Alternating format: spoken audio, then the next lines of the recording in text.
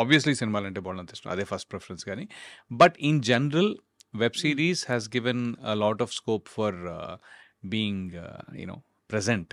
So అది ఈ మధ్య జగపతి బాబు గారితో ఒక వెబ్ సిరీస్ చేస్తున్నాను. That's a very interesting and important role and a very lengthy role as well. అది కాక మళ్ళీ అమెజాన్ సోనీది, అది అమెజాన్ ఇంకోటి చేస్తున్నాను. సో అదిను plus the couple of movies which I'm doing currently. Aadi Sai Kumar తోటి అది కూడా ఇంట్రెస్టింగ్. అది చాలా అదే ఐ మీన్ నేను నాకు నేనుగా వెతుక్కోవటం, కొంత నాకు ఇలా వెరైటీ ఎక్స్పెరిమెంట్ అంటే నా దగ్గరకు వస్తుంది. ఏదైనా కొద్దిగా వెరైటీగా చేద్దామంటే కొద్దిగా డెఫినెట్గా ఐ థింక్ సమ్వేర్ అలాంటి క్యారెక్టర్స్ వస్తాయి. అలాంటి క్యారెక్టర్లో వాళ్ళ ఆప్షన్స్లో ఎక్కడో నా పేరు యూనో ఆల్మోస్ట్ ఫస్ట్ సెకండ్ థర్డ్లోనే ఉంటుంది. So that is there. అది కాకుండా తమిళ్ కూడా నేను ట్రై చేస్తున్నా ఇప్పుడు. సో తమిళ్ వన్ తమిళ్ పేస తెలియమా?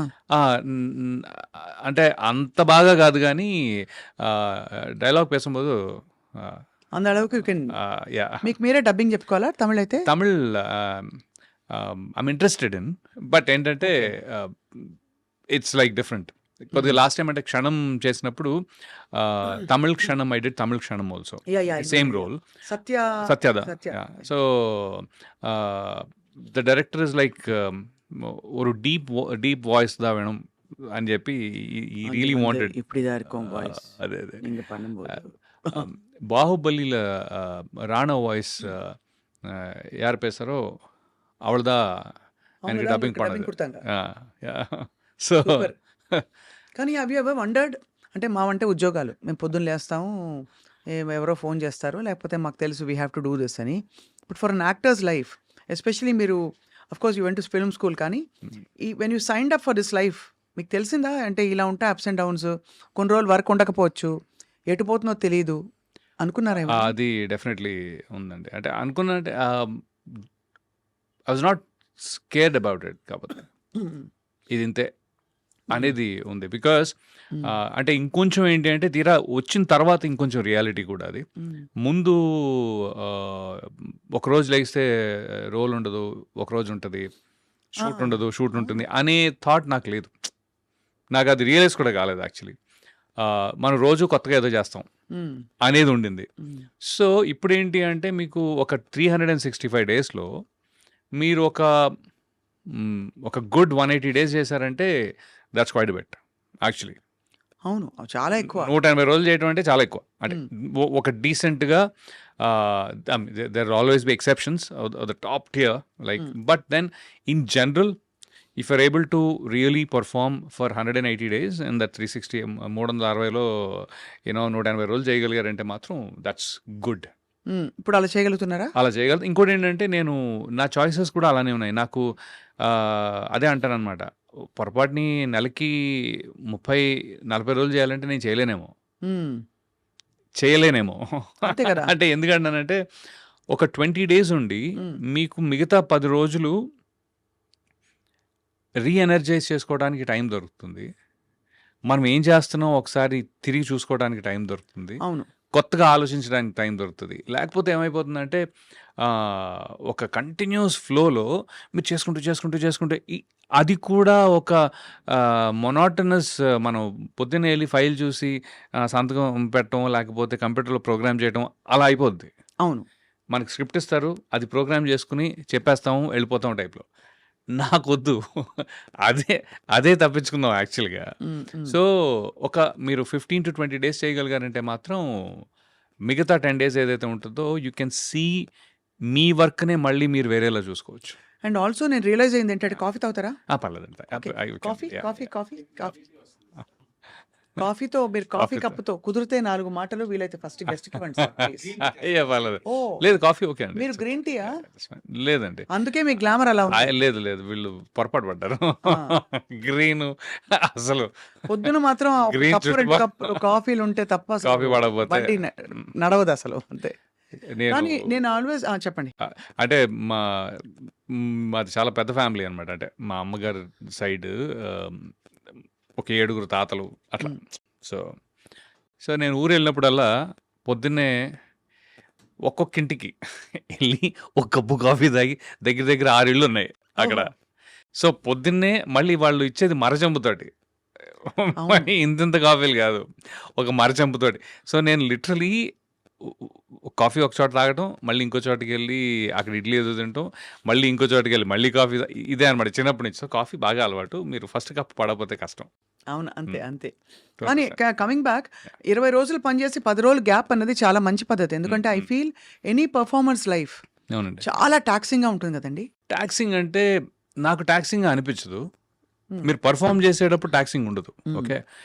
But to keep up the energy levels అంటే మీరు ఎనర్జీ లెవెల్స్ లేకపోతే నిద్ర లేకపోవటాలు హ్మ్. ఈ ఫిజికల్ స్ట్రెయిన్ ఒకటి ఉంటుంది కదా! హ్మ్. మెంటల్ స్ట్రెయిన్ కంటే కూడా ఫిజికల్ స్ట్రెయిన్ అనేది ఈ ఈ మీరు అంత కంటిన్యూస్‌గా చేస్తుంటే ఫిజికల్ స్ట్రెయిన్ ఉంటుంది. హ్మ్. అలాంటప్పుడు కొద్దిగా మిమ్మల్ని మీరు కాపాడుకుంటూ కొద్దిగా కొత్తగా క్యారెక్టర్స్‌ని ఆలోచించగలిగే టైం తీసుకోవాలి.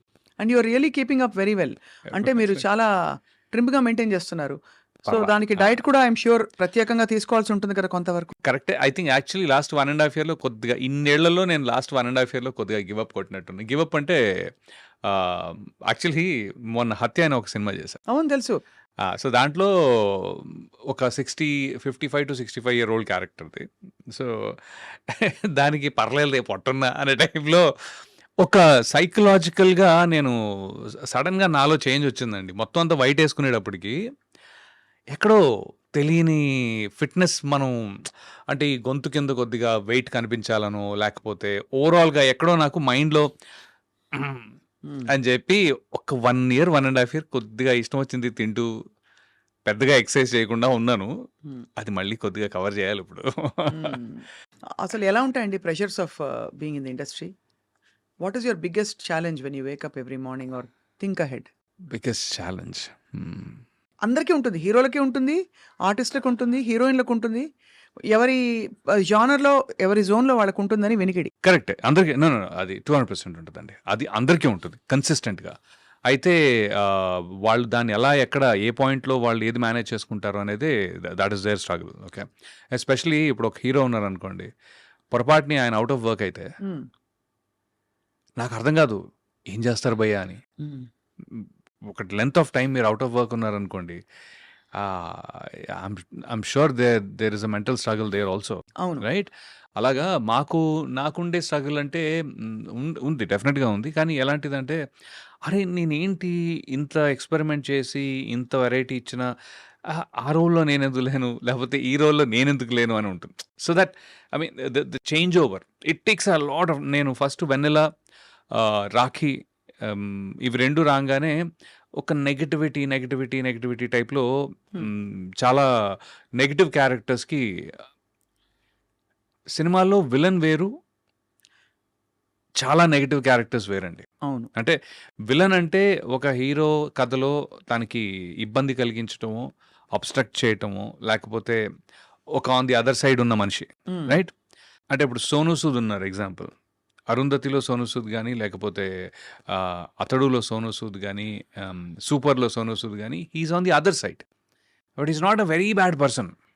ఎక్కడో చిన్న గ్రీడో ఏదో చూపిస్తారు గానీ, అతను ఒక ఒక నరరూప రాక్షసుడిలా చూపిచ్చరు. అవునవును. For the correct. మోస్ట్ అదే మీరు 'వెన్నెల' లాంటి సినిమా, 'రాఖీ' లాంటి సినిమా అయితే రోజు ఉండే మనుషులు ఇంత తీవ్రంగా ఉండే దారుణమైన వ్యక్తులుంటారా? వాళ్ళతోటి మనం ఉండాలా? మనం వాళ్ళతో కలిసి బ్రతుకుతున్నామా అనే ఒక ఆహ్, అసహ్యం, భయం ఆ క్యారెక్టర్స్ తోటి ఏమవుద్దంటే, మీరు యాక్టర్‌గా జనాలకి దగ్గరవ్వచ్చేమో గానీ, ఒక మనిషిలా దూరం అవుతారు.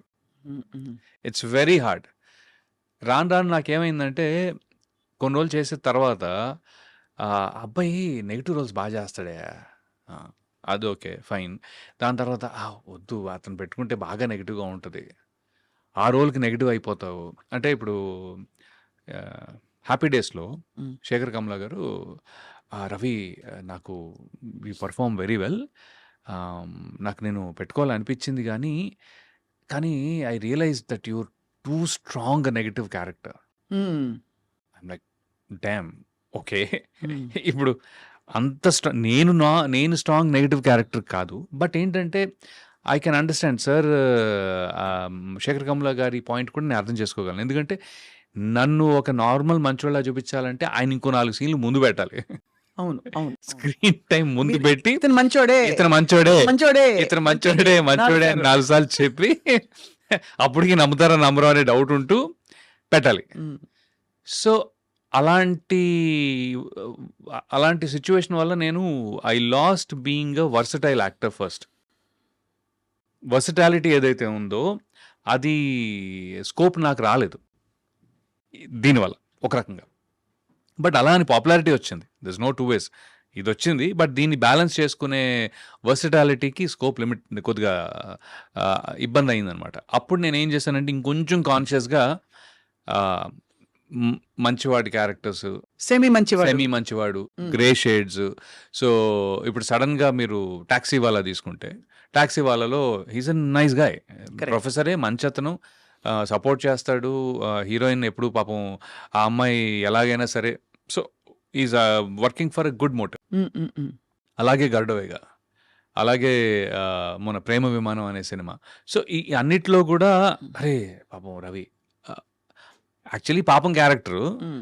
బట్ ఆడియన్స్‌లో నేను చూసిందేంటంటే అరే పాపం ఇతను హ్మ్. ఓకే. గుడ్. హ్మ్. సో, ఇప్పుడేమైందంటే లక్కీగా దానివల్ల తెలుగు ఇండస్ట్రీలో నాకు ఆహ్, అతి చెడ్డోడైనా ఇవ్వచ్చు, కొంచెం అతి మంచివాడు. మంచోడు ఇవ్వచ్చు. ఆ! కాదు యాక్చువల్లీ అతి మంచోడు కూడా ఇచ్చారండి. అంటే 'ప్రేమ విమానంలో' నేనొక పేద రైతుని. ఓహ్! చాలా బ్యూటిఫుల్ క్యారెక్టర్ అది. అది తను పాపం one of those unfortunate suicide deaths. హ్మ్. ఓకే. హ్మ్. ఆహ్, అది ఉన్న 5, 7 మినిట్స్ ఉన్న కథ స్టార్టింగే ఉంటుంది. చాలా బావుంటది. హ్మ్. అది నాకు లక్కీగా రీసెంట్‌గా బయట కూడా జనాలు కొంతమంది ఫ్రెండ్స్ గాని, లేకపోతే ఫ్రెండ్స్ అంటే నేను ఆడియన్స్ గాని, లేకపోతే ఇంటర్వ్యూ చేసిన వారు ఒకాయన ఉన్నారు. ఆయన గాని దే నోటీస్ థట్. అరే! భలే క్యారెక్టర్ అండి అది అని. So, I'm like okay. Good. You know జాగ్రత్తగా నన్ను నేను ప్లేస్ చేసుకుంటున్నానే అనే ఒక మంచి ఫీలింగ్ సో, దట్ వచ్చింది. Is your challenge. It was that's my your challenge challenge. And yes. మీరు యాహ్! దాన్ని క్రమంగా ఓవర్‌కమ్ చేస్తూ వచ్చారు. హ్మ్. మీకు హ్మ్. అనుకున్నట్టు ఆ క్యారెక్టర్స్ ఆ టైంకి పడ్డం, మీరు అనుకోవడం, యాహ్! సంకల్పించడం